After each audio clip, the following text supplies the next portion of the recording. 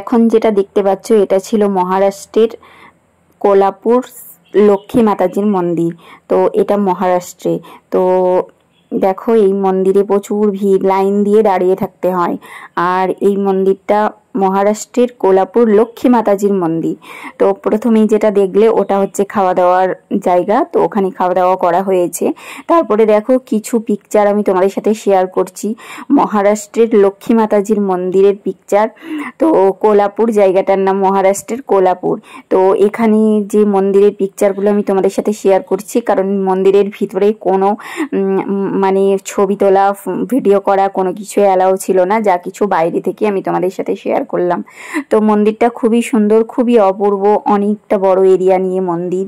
আর মন্দিরে প্রতিদিন প্রচুর হাজার হাজার লোকের ভিড় হয়, মানে এত ভিড় হয়, প্রচুর হাজার হাজার লোকের ভিড়।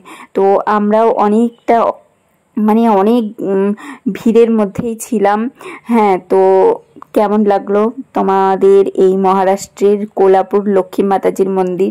তোমাদের সাথে অল্প একটু শেয়ার করলাম, যেহেতু বেশি কিছু ভিডিও করার অ্যালাউ নেই, তাই অল্প কিছু শেয়ার করলাম। তো তোমাদের কেমন লাগলো অতি অবশ্যই কমেন্ট করে জানিও। তো এই মন্দিরে হাজব্যান্ড গেছিল পুজো দিতে। তো এটা দেখো, এটা হাজব্যান্ড পুজো দিতে গেছিল। আর আমরা যেখানে রয়েছি গোয়া থেকে এই মহারাষ্ট্র প্রায় 5 ঘন্টা মতো রাস্তা। তো গাড়িতে 5 ঘন্টা মতো জার্নি করে হাজব্যান্ড গেছিল, মানে যেতে 5 ঘন্টা, আসতে 5 ঘন্টা। তো কালকে গেছিল মন্দির পুজো দিতে, মহারাষ্ট্রে কোলাপুর লক্ষ্মী মাতাজির মন্দিরে পুজো দিতে গেছিল কালকে। তো দেখো বাড়ি চলে এসেছিল রাত্রে বাড়ি এসছে। তো এদিকে দেখো প্রসাদ, পুজোর প্রসাদ এগুলো। তো কালকে রাত্রে তো আমাদের অ্যানিভার্সারি, কেক কাটিং, খাওয়া দাওয়া সব কিছু হয়েছে। তো সবাই ছিল, তো সবাইকে প্রসাদ দেওয়া হয়েছে, কালকে রাত্রেই প্রসাদ দেওয়া হয়েছে সবাইকে।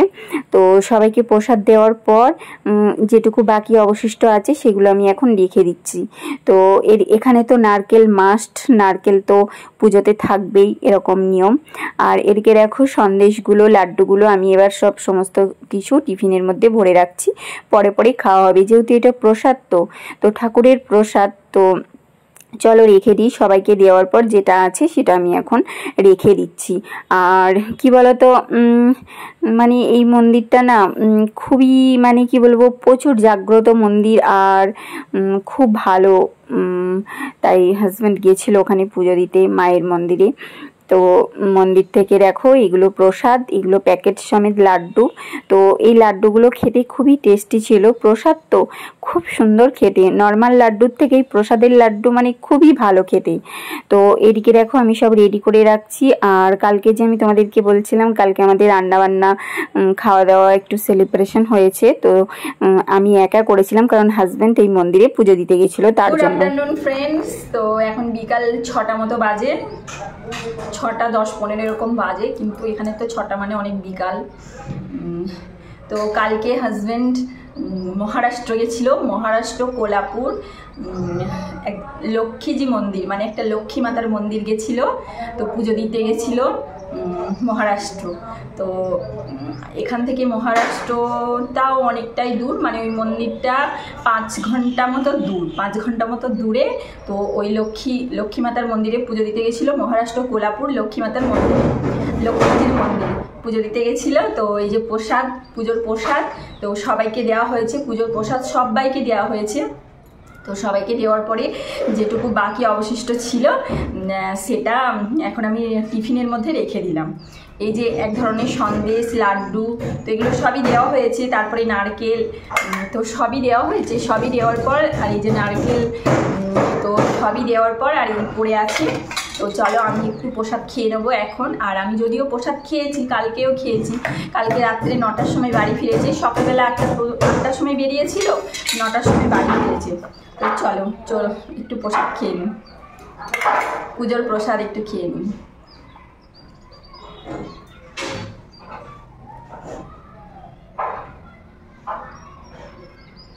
এই যে আমি একটু প্রসাদ খেয়ে নিচ্ছি।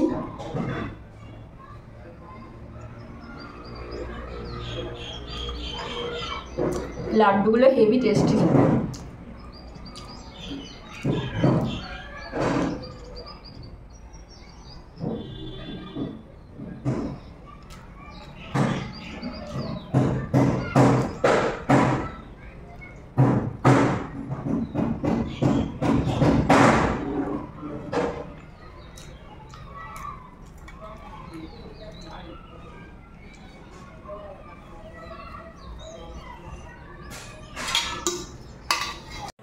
তো এখন কি বলতো, প্রসাদটা আমি রেখে দিয়ে তারপরে এদিকে চলে এসেছি বিছানাটা রেডি করতে, কারণ বেড কভারটা আজকে ধুয়ে দিয়েছিলাম।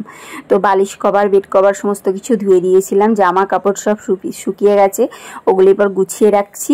আর বেড কভারটা ভালো করে পাতাতে হবে, অল্প একটু পাতিয়ে আমি দুপুরবেলা শুয়েছিলাম, তো এবার পুরোটাই পাতাবো। এখন বালিশ কভারগুলো পরিয়ে দিচ্ছি, তো বালিশ কভারগুলো পরিয়ে দিয়ে বেড কভারটা পাতিয়ে দেবো, বিছানাটা রেডি করে নেব।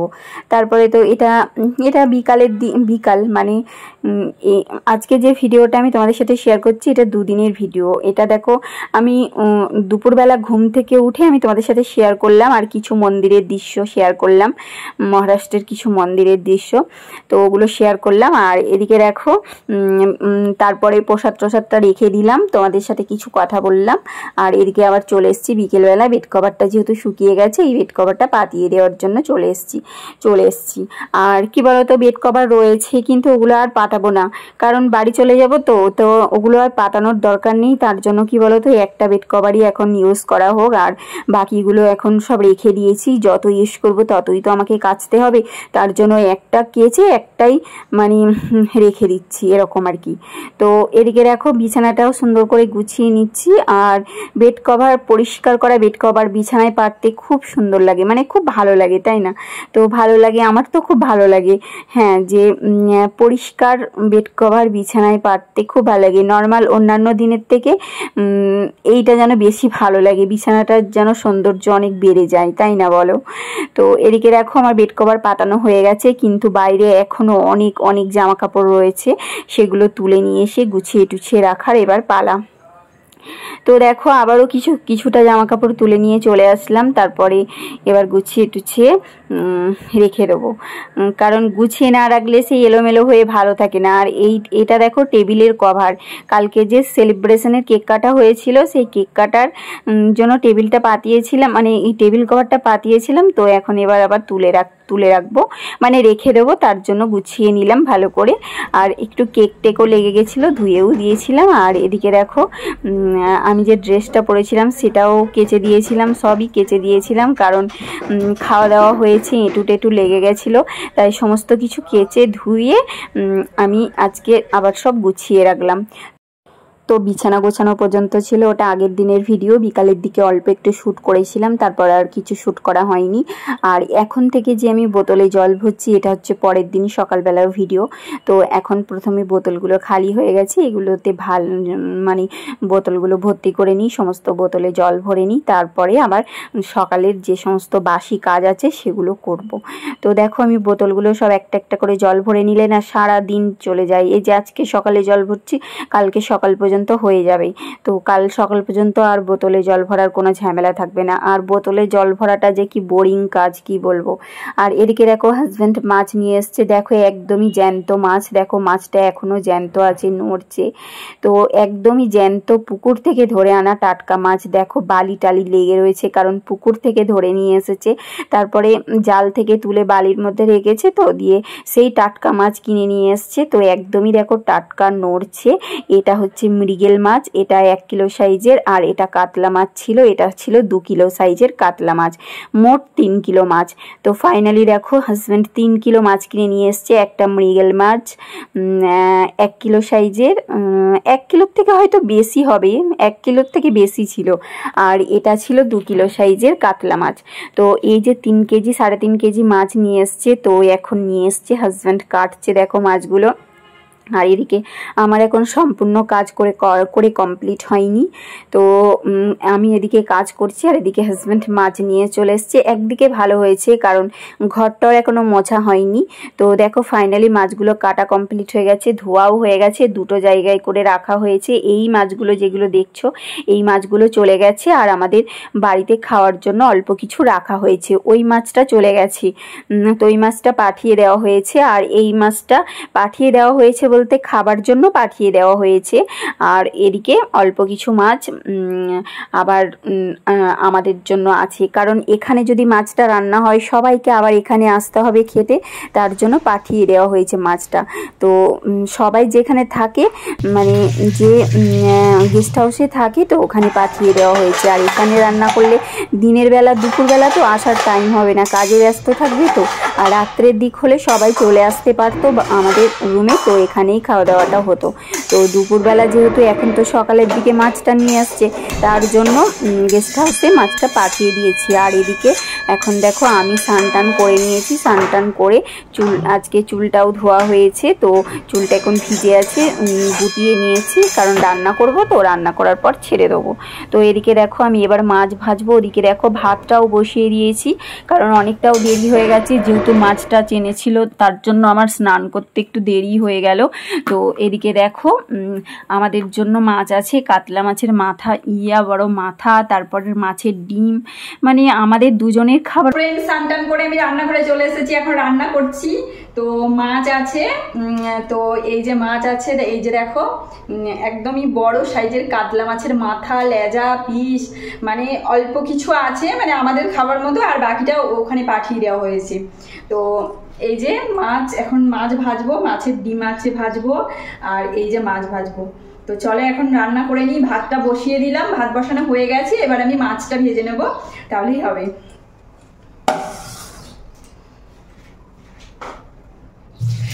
তো কড়াইয়ে তো তেল দিয়ে দিলাম, তেল গরম হয়ে গেছে, তাই একটু হলুদ দিয়ে দিলাম, না হলে মাছটা যেই ছাড়বো আর তেলটা ছিটকে যাবে।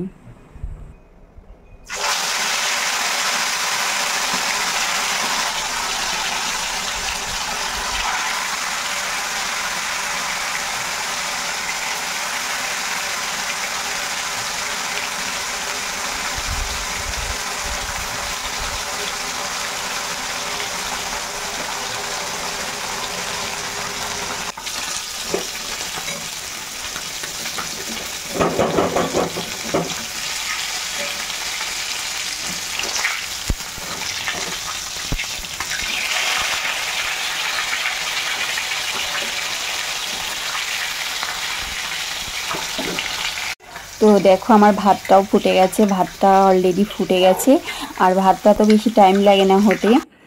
আর এদিকে দেখো এই প্রথমবার মাছ দিয়েছিলাম 4 পিস মতো, তো 4 পিস ভাজা হয়ে গেছে। আর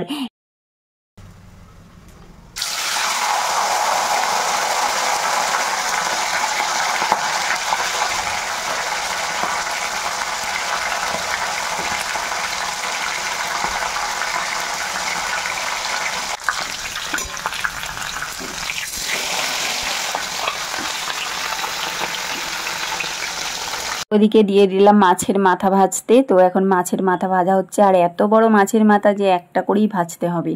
আর এদিকে দেখো পেঁয়াজ দিয়ে দিলাম কড়াইয়ে, কারণ মাছের ডিম, মাছের তেল আছে এগুলো ভাজার জন্য। তো এদিকে দেখো মাছের ডিম দিয়ে দিচ্ছি ভাজার জন্য। তো এখন মাছের ডিমটা আমি ভালো করে ভেজে নেব। আর এদিকে দেখো মাছ ভাজা মানে মাছের মাথাটাও ভাজা কমপ্লিট হয়ে গেছে, তো তুলে নিলাম, একটা ভাজা হলো কমপ্লিট। এখন আপাতত তুলে নিলাম, তারপরে আবার আবার একটা মাথা আছে, মানে একটা মাথায় 2 পিস করা আছে, তো পরের পিসটা আমি এবার দিয়ে দেবো কড়াইয়ের মধ্যে ভাজতে।